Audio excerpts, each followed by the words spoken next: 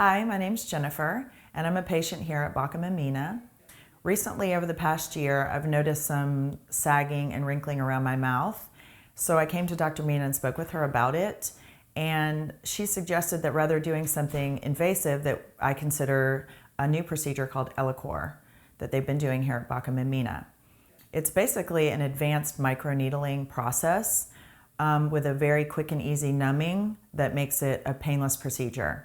The recovery time is probably 5 to 7 days of redness, and the result has been amazing. I'm a month and a half out, and I'm thrilled with the tightening that's occurred around my mouth.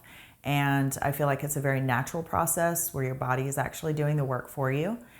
So if this is something that you're having issue with and you aren't ready to do something invasive and want to look natural and youthful, I would strongly consider using or trying ellacor with Baucom Mina.